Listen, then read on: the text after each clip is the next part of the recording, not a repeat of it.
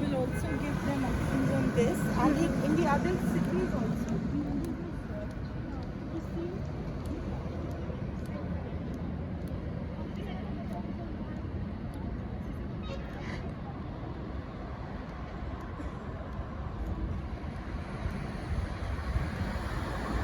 नमस्कार, मैं हूं शिवनाथ झा, आर्यावर्त इंटरनेशनल.com के यूट्यूब चैनल कतरन से। मैं अभी बैठा हूं रायसीना हिल पे। हमारे सामने गृह मंत्रालय, वित्त मंत्रालय, रक्षा मंत्रालय और हमारे बाएं प्रधानमंत्री कार्यालय।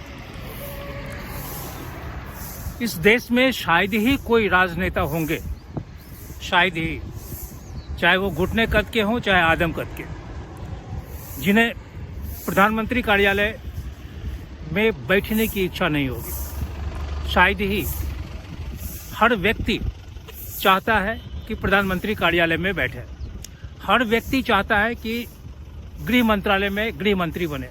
हर व्यक्ति चाहता है, हर व्यक्ति मतलब हर एक नेता, कि वित्त मंत्रालय में बैठे, वित्त मंत्री बने, रक्षा मंत्री बने। ये चाहत की बात है।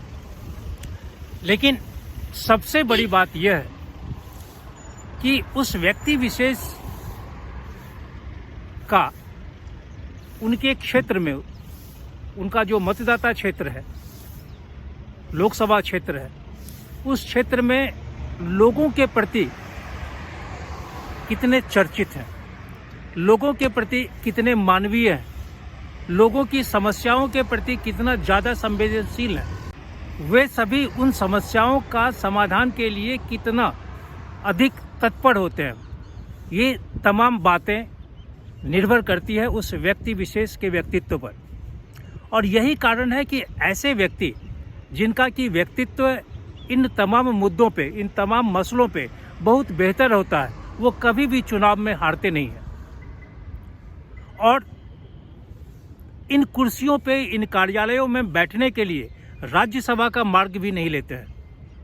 वैसे स्वतंत्र भारत का इतिहास है कि बहुत सारे ऐसे व्यक्ति, ऐसे राजनेता बने जो राज्यसभा का रास्ता अख्तियार कर इन मंत्रालयों में, प्रधानमंत्री कार्यालयों में बैठे और देश पर शासन किए। आज स्थिति ये है कि पूरे देश में चतुर्दिक, आप चाहे जितनी राजनीतिक पार्टियां हैं उन तमाम पार्टियों पर एक नज़र घुमा लें, आपको शायद ही कोई चेहरा ऐसा दिखेगा जो प्रधानमंत्री कार्यालय में बैठने लायक है। यह मैं नहीं, यह लोग बोलते हैं। क्योंकि विगत 10 वर्षों में नरेंद्र मोदी ने जिस तरह से एक लकीर खींचा है देश में, उस लकीर के ऊंचा जाना या उसके बराबर आना, यह बहुतों के बस की बात नहीं है। लेकिन समय किसी का नहीं हुआ है। समय जिसके लिए सापेक्ष होता है, वह इन कार्यालयों में बैठकर देश पर राज करते हैं। समय जब निरपेक्ष हो जाता है, जब उसके विपरीत चलने लगते, तो वो कुर्सी से पदच्युत हो जाता है और फिर एक आम नागरिक की तरह देश में जीता है। आज फरवरी का महीना 2023 और अगले साल भारत में लोकसभा का चुनाव। आज शायद ही कोई राजनीतिक पार्टी या राजनेता है जिनके मन में आगामी लोकसभा चुनाव के लिए सोच नहीं है। हर व्यक्ति यही सोच रहे हैं कि मैं, पहले हम वाली बात थी, अब मैं वाली बात हो गई है कि मैं आगामी चुनाव में जीतकर लोकसभा में आऊँगा। यह तमन्ना है, ये उन लोगों की ख्वाहिश है, ये उनकी सोच है।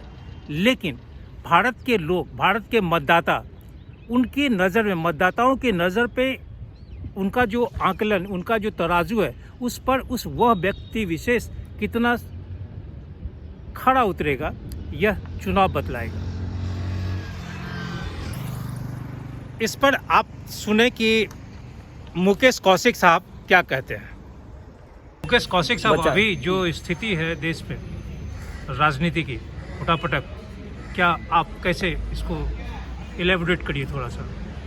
दरअसल इस पर जाने के लिए 2014 में जब मोदी अपनी लहर से चुनाव जीते थे और आडवाणी जी ने जो कहा था, अगर आप उसको रिकॉल करिए तो मुझे लगता है वो उस समय का सबसे बड़ा सच था।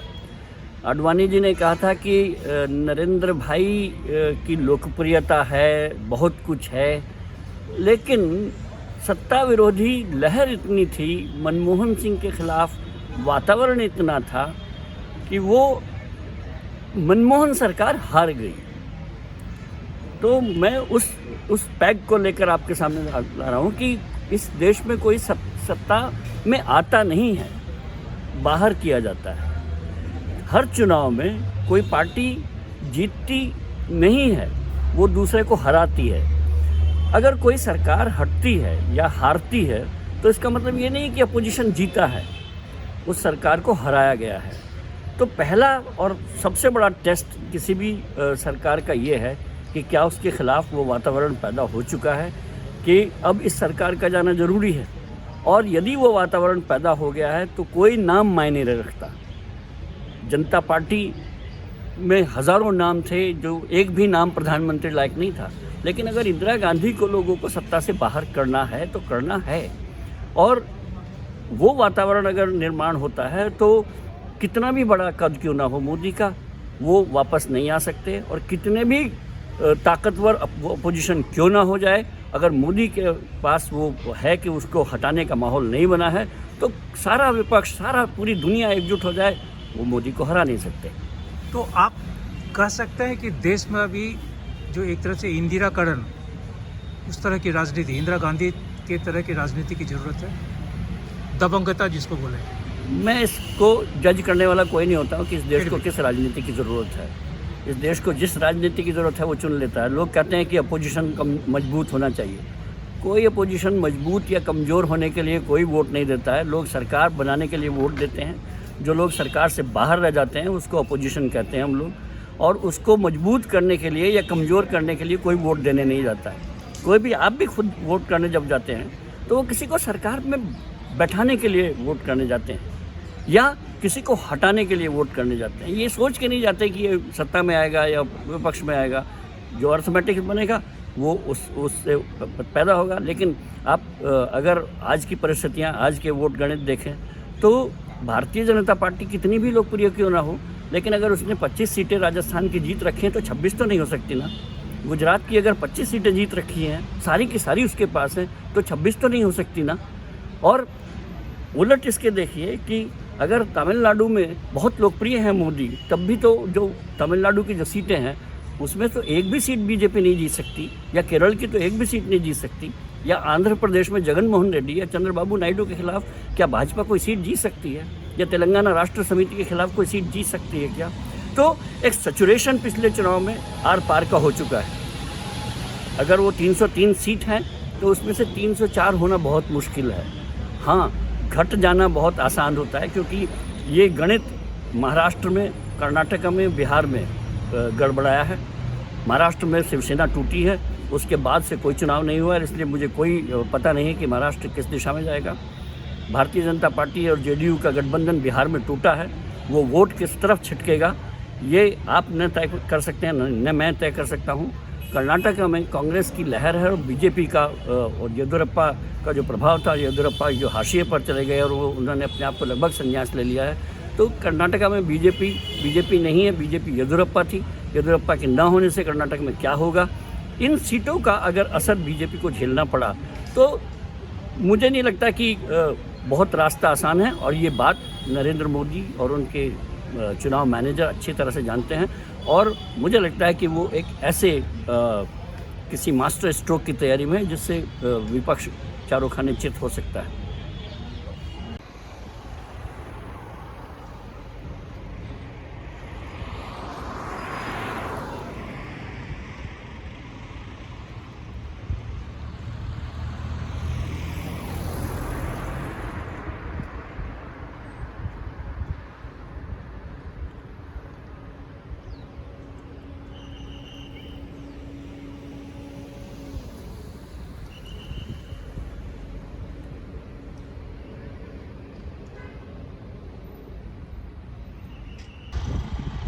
मैं जहाँ बैठा हूँ ये रायसीना हिल, हमारे सामने में वित्त मंत्रालय, गृह मंत्रालय, रक्षा मंत्रालय, प्रधानमंत्री कार्यालय और ये रायसीना हिल का टॉप। यह जगह बहुत महत्वपूर्ण है। यहाँ देश का भाग्य निर्धारित होता है। ये भारत भाग्य विधाता वाली बात यहाँ है। मैं कोई राजनीतिक समीक्षक नहीं हूँ, ना विश्लेषक हूँ, एक बहुत ही अदना सा छोटा सा एक जर्नलिस्ट हूँ। मैं सिर्फ आंकड़े की बात करता हूँ। वर्तमान संसद में भारतीय जनता पार्टी की जो संख्या है वो 303 है। 545 की संख्या वाली भारतीय संसद में 303 भारतीय जनता पार्टी की है। अर्थ ये हुआ कि 242 सीट किसी और का है। यानी 242 सीटों पे भारत के जो अन्य राजनीतिक पार्टियां हैं, अन्य राजनेता हैं, वो सभी 242 पे हैं। अब आप जरा सोचिए कि अगर 242 सीट में 30 अथवा 35 सीट और जुट जाए तो क्या होगा? सत्ता बाएं, सत्ता दाहिने। क्योंकि 303 भारतीय जनता पार्टी के हैं, उसके अलावे जो वर्तमान सरकार में जितनी भी पार्टियां हैं वो सब पार्टियां गैर भारतीय जनता पार्टी की हैं। और उसी तरह ये 242 सीट जो अन्य लोग हैं वो सभी भारतीय जनता पार्टी के अलावे वाले लोग, चाहे उसमें कम्युनिस्ट हो, कांग्रेस हो, सोशलिस्ट हो, जो भी जितनी भी पार्टियां हैं। कहने का अर्थ है कि आगामी चुनाव में 2024 का जो चुनाव होगा, अगर उस चुनाव में संपूर्ण निर्धारण होगा 35 सीट का।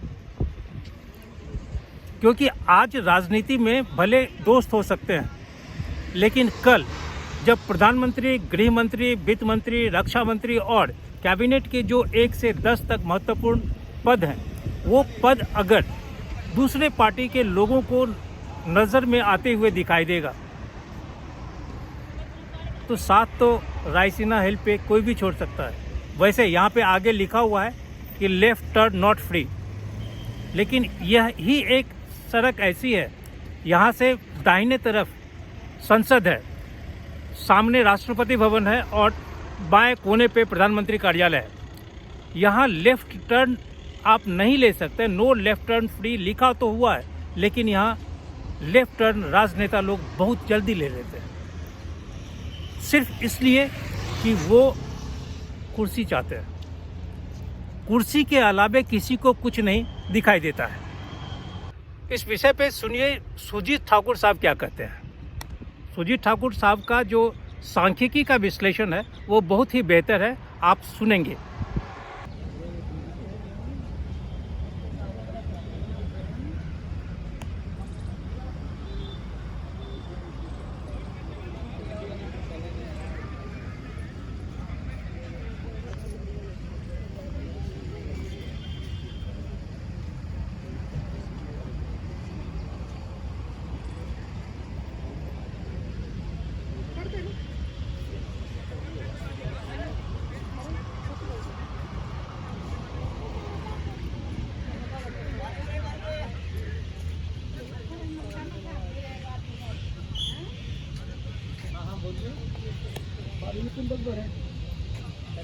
तो आप सिर्फ मुझे ये बताएं कि आज की परिस्थिति में और आने वाले दिन में जो चुनाव होने वाला है उसमें क्या होने वाला है, क्या होगा? आप लोकसभा चुनाव की बात कर रहे हैं। पहले लोकसभा थे, 2024 के लोकसभा चुनाव की बात कर रहे हैं। तो निश्चित रूप से सबसे पहला सवाल जो लोगों के बीच में है और भाजपा का जो नैरेटिव है वो है कि मोदी के मुकाबले कौन। तो निश्चित रूप से मोदी के मुकाबले कोई 2024 में दिख नहीं रहा है, दूर दूर तक नहीं दिख रहा है। मतलब कि अगर आप 10 नंबर पर मोदी हैं तो 1 नंबर पे ही बाकी कोई पार्टी के लीडर हैं वो नहीं। दूसरा है कि सारा अपोजिशन एक जगह आ जाए, एक प्लेटफॉर्म पर आ जाए, वो भी नहीं है। पहले का भी हमने प्रयोग देखा है कि लोग एक मंच पर आए लेकिन नेतृत्व के नाम पे उनमें फूट पड़ गई, तो वो हुआ नहीं। लेकिन सवाल है कि चुनाव के नतीजे जो होते हैं वो भारतीय लोकतंत्र में हमारे पास एग्जाम्पल भी है कि चेहरे के नाम पे ही नहीं जीते जाते हैं, चेहरे के नाम पर भी जीते जाते हैं और बिना चेहरे के भी जीते जाते हैं। खास करके अगर 2004 के चुनाव को हम लेटेस्ट अगर हम एनालिसिस करके देखें तो वाजपेयी जी के मुकाबले कोई नहीं था, लेकिन भाजपा सत्ता से बाहर हो गई थी क्योंकि सारे दल आए। अर्थमेटिक पे बात करें तो बीजेपी के पास आज की डेट में अपने दम पे 303 सांसद हैं। इसका मतलब है कि 242 सांसद जिनके लिए चुनाव होते हैं वो भाजपा के पास नहीं है, वो किसी और दल के पास है, उनके सहयोगी के पास हैं, कुछ उनके विरोधी दल के पास है। अब जिस तरह का इक्वेशंस बंगाल में, बिहार में, कर्नाटक में, महाराष्ट्र में बने हैं, उसमें अगर हिंदी हार्टलैंड को छोड़ दिया जाए, हिंदी हृदय पट्टी को छोड़ दिया जाए, जहां भाजपा का परफॉर्मेंस लगभग 100% है, वहां पर अगर वो स्थिति रही और इन 4 स्टेट में जहां पर 158 लोकसभा की सीटें हैं, अगर 30-35 सीट भी भाजपा के खाते में कम हो जाता है तो निश्चित रूप से अपोजिशन पार्टी अपने आप सामने आएंगी, क्योंकि उनका उद्देश्य सिर्फ यह नहीं है कि भाजपा को सत्ता से रोकना है। जितने ईडी के छापे, सीबीआई के छापे, तमाम तरह की चीज़ें हैं, तो उसमें सारे दल अगर भाजपा और नरेंद्र मोदी खास करके बाहर जाते हैं तो वो एक मंच पर उनका आना स्वाभाविक है और अर्थमेटिक में बदल जाएगा।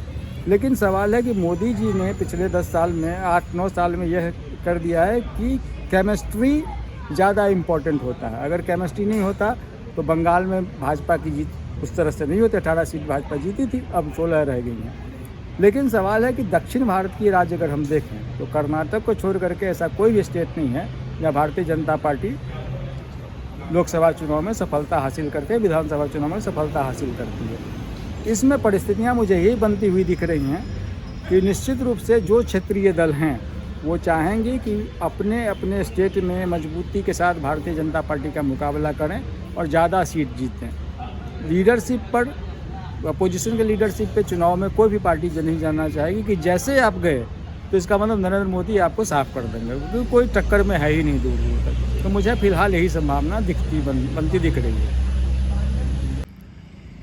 अब 242 और 303 का जो सांख्यिकी है, इससे थोड़ा सा अलग चलते हैं।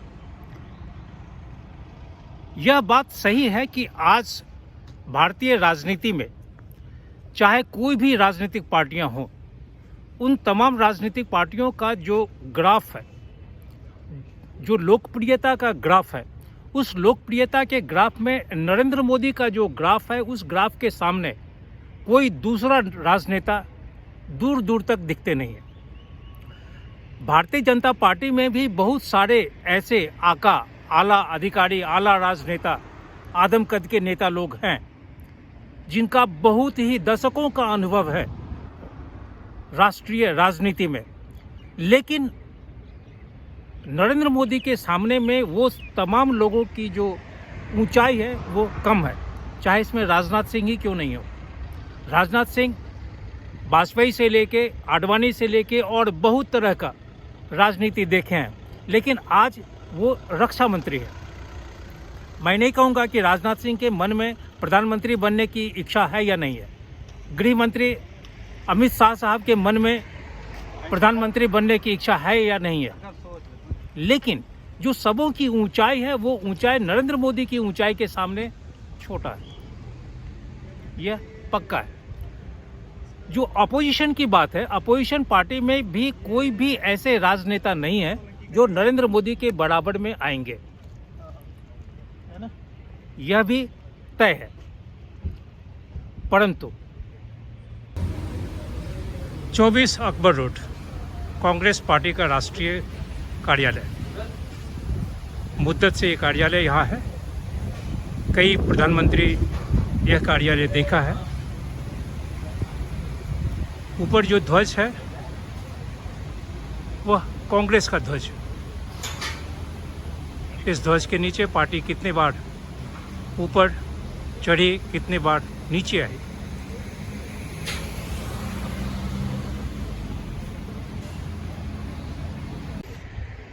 सबसे बड़ी बात यह है कि आज लोग कह रहे हैं कि देश में मोदी को हटाने की बात, मोदी को हटाने के लिए या प्रधानमंत्री के पद से पदच्युत करने के लिए एक चतुर्दिक, एक व्यूह रचना का निर्माण हो रहा है।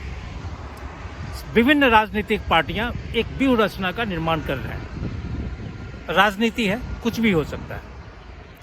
लेकिन सवाल यह है कि उस व्यूह रचना में के निर्माण में नेतृत्व कौन करेगा, क्योंकि ऐसे कोई भी व्यक्ति नहीं है जो इस व्यूह रचना का नेतृत्व कर सके और आने वाले चुनाव में इसका मुकाबला कर सके। दूसरी बात यह है कि हमारे देश में जो चुनाव होता है वो किसी सरकार या व्यवस्था को हटाने के लिए नहीं। ये इंदिरा गांधी के वक्त में हुआ था कि इंदिरा हटाओ। सारे राजनीतिक पार्टियां, भारतीय जनसंघ भी थे, आज भारतीय जनता पार्टी हो गया, लेकिन सारी राजनीतिक पार्टियां एक होकर इंदिरा गांधी को हटाने के लिए, इसी प्रधानमंत्री कार्यालय से इंदिरा गांधी को हटाने के लिए सभी लोग एकजुट हो गए। चुनाव हुआ, इंदिरा गांधी बाहर आ गई, फिर सरकार आई, दूसरी पार्टियां सरकार बनी, प्रधानमंत्री बने। लेकिन जो अनुभव ये कहता है कि भारत की जो राजनीतिक पार्टियां हैं उसमें हर एक राजनेता, चाहे वो घुटने कद के हों चाहे आदम कद के, सभी लोग प्रधानमंत्री बनना चाहते हैं, सभी लोग रक्षा मंत्री बनना चाहते हैं, सभी लोग गृह मंत्री बनना चाहते हैं, सभी लोग कानून मंत्री बनना चाहते हैं।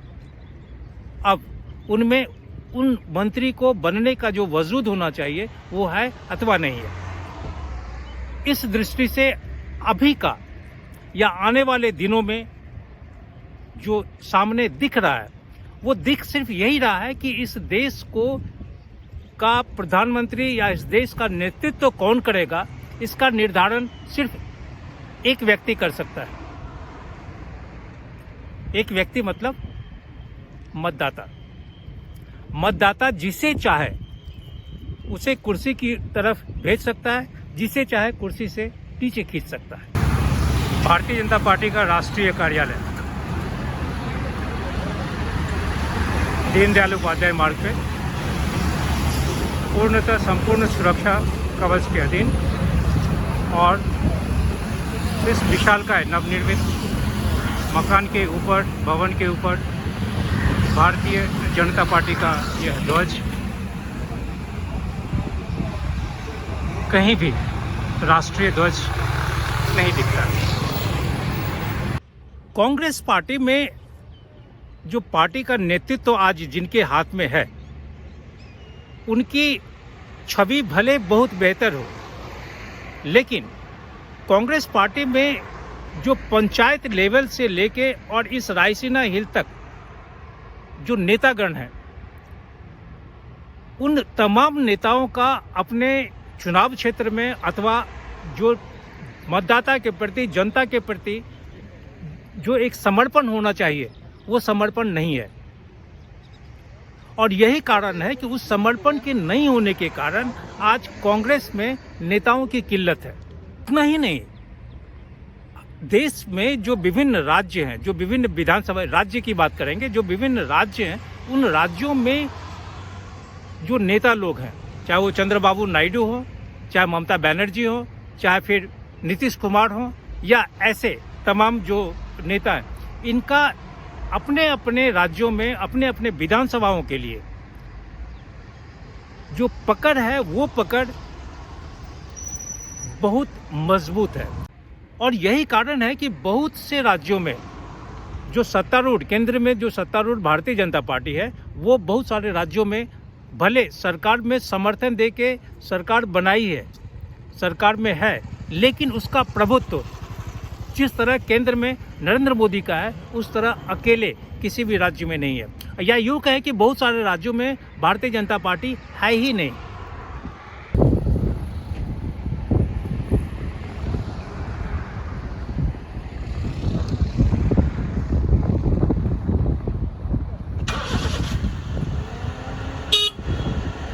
एक बहुत बड़ी बात और भी है, लोग बोलते हैं कि राजनीतिक पार्टियों में अगर चुनाव को मद्देनजर चेहरा नहीं है।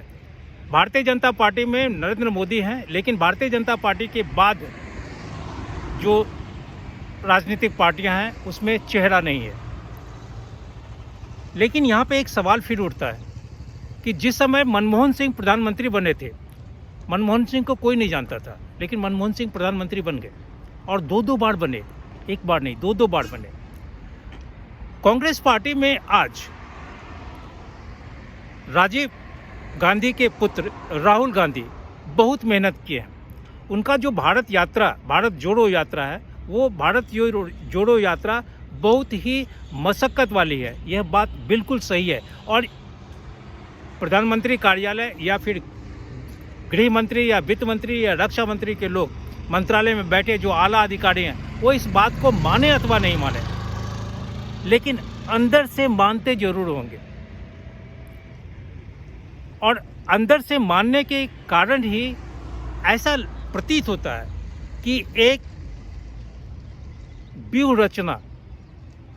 ऐसा व्यूह रचना की तैयारी है, जिससे अगर ऐसा होता है तो राहुल गांधी को किस तरह से टैकल किया जाए, आने वाले चुनाव में उसे निर्धारित करें। जिस समय राजीव गांधी चुनाव लड़े थे, उस समय कांग्रेस को 417 सीट मिला था।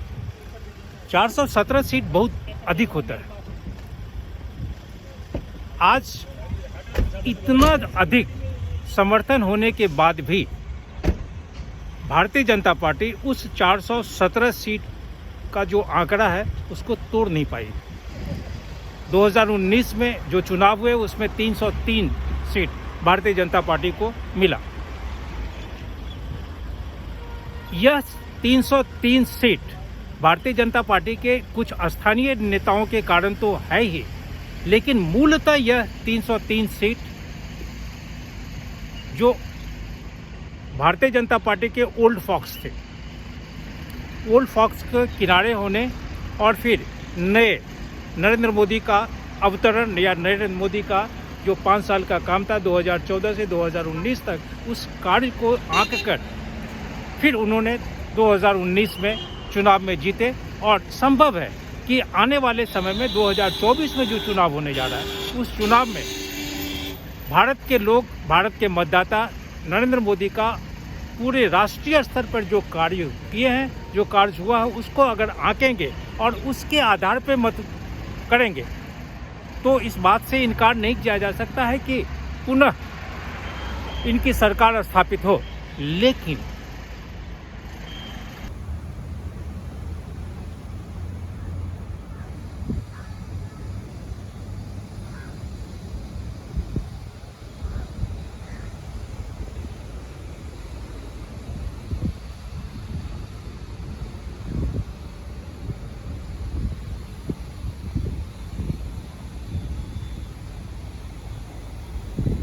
लेकिन इतना अधिक होने के बाद भी आज तक भारतीय जनता पार्टी दक्षिण भारत में अपना प्रवेश नहीं ले पाई।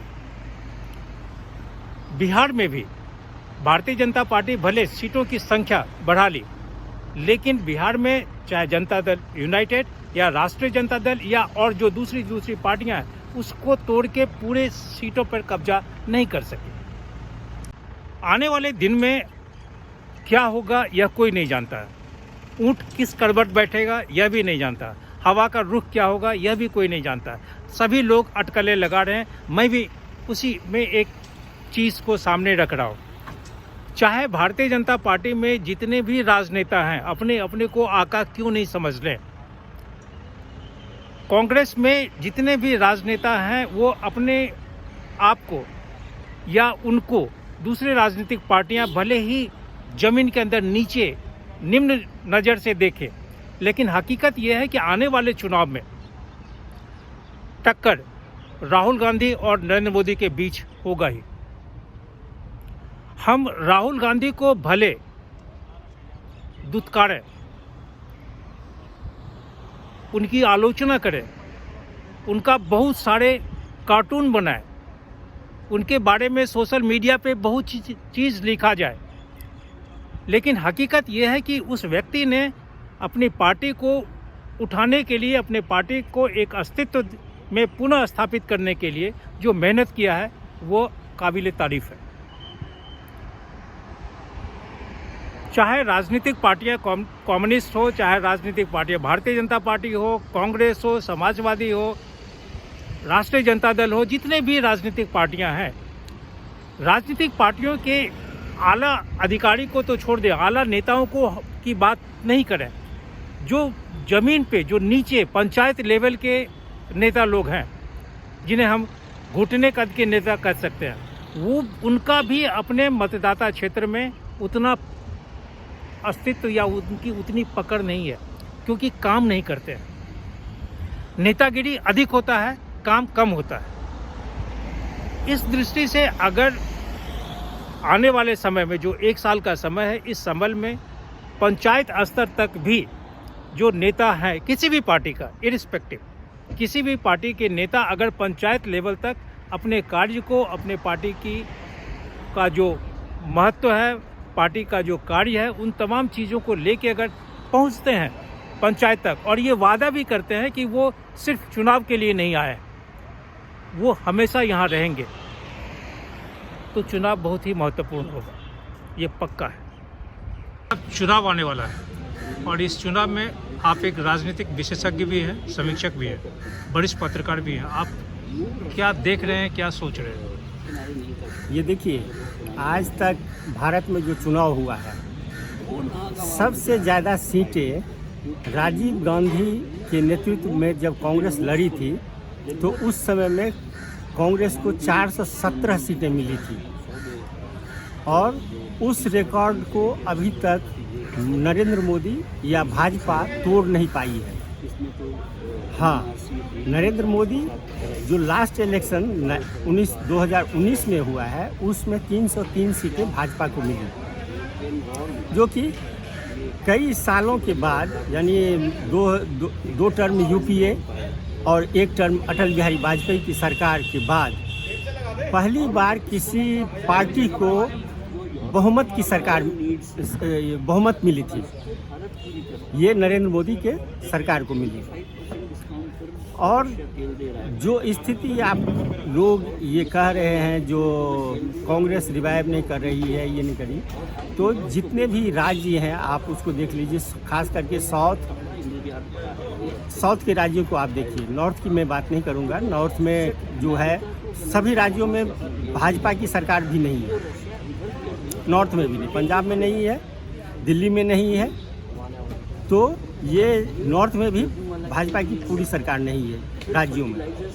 साउथ में तो भाजपा एंट्री भी नहीं मार पा रही है। एक कर्नाटक जिसकी चर्चा लोग कर रहे हैं और हमसे पहले वक्ताओं ने किया, तो कर्नाटक में कांग्रेस मेजॉरिटी में आई थी, कांग्रेस की सरकार थी, कांग्रेस जनता दल एस के साथ ये गठबंधन करके सरकार बनाई थी।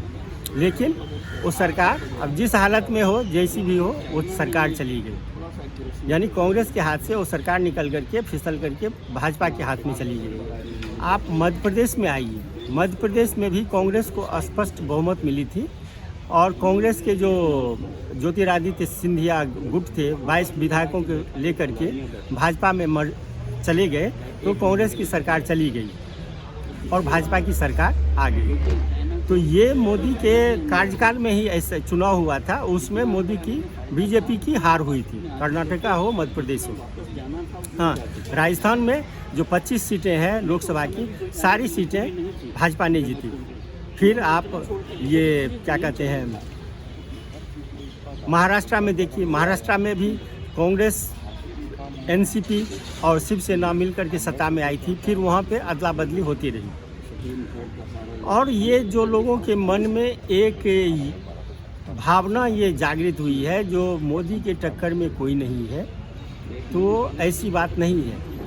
दो टर्म वाजपेयी सरकार के बाद उस समय में कोई विपक्ष में चेहरा नहीं था जो अटल बिहारी वाजपेयी के सामने में वो प्रेजेंट कर सके। लेकिन जब इलेक्शन हुआ, वाजपेयी सरकार बहुत अच्छा काम कर रही थी, ये सब जानते हैं, और वाजपेयी जी का व्यवहार भी बहुत अच्छा था, ये लोगों के मन में था, उनके प्रति बहुत इज्जत थी। फिर भी वाजपेयी सरकार गिर गई और यूपीए सरकार बनी।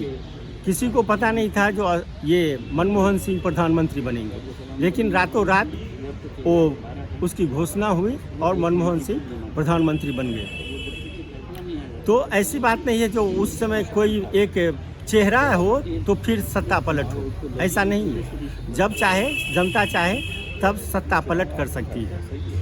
और रही बात जो ये भारत जोड़ो यात्रा जो हुआ है, इसको आप जब गहन अध्ययन कीजिएगा तो ये यात्रा कन्याकुमारी से कश्मीर तक हुई है फिलहाल, और ये किसी नॉर्थ इंडियन स्टेट जो है वो बहुत कम टच हुआ है, थोड़ा सा दिल्ली, थोड़ा सा यूपी और थोड़ा सा हरियाणा। बाकी जितने राज्य, केरल हो, तमिलनाडु हो, कर्नाटका हो, आंध्रा हो, तेलंगाना हो, महाराष्ट्र हो, ये टच हुए हैं। और इसमें इस यात्रा के दौरान राहुल गांधी का इमेज जो है वो बहुत अच्छा बना है। जिस मुद्दे को लेकर के लोग ये संघर्ष कर रहे हैं, महंगाई हो, बेरोजगारी हो, इसको लेकर के लोग संघर्ष कर रहे हैं, तो गांव-गांव तक वो मैसेज पहुंचाने में एक तरह से कामयाब हुए हैं।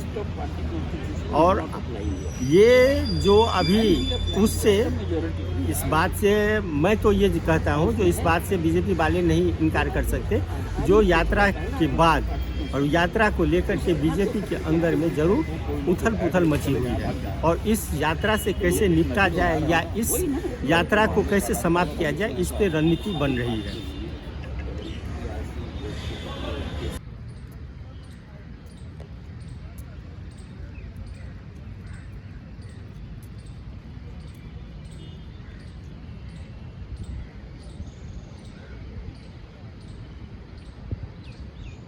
कांग्रेस में सबसे बड़ी कमजोरी ये है, या कमजोरी नहीं बोलेंगे सोच की, कि वहाँ पे इतना ज़्यादा ऑफिस बियरर्स होते हैं, वो सभी दफ्तर और कुर्सी तक ही सीमित है। जिन्हें क्षेत्र में जाना चाहिए, जिन्हें पंचायत तक जाना चाहिए, वो नहीं जाते हैं या नहीं जा पाते हैं। ये बेहतर वो जानते हैं।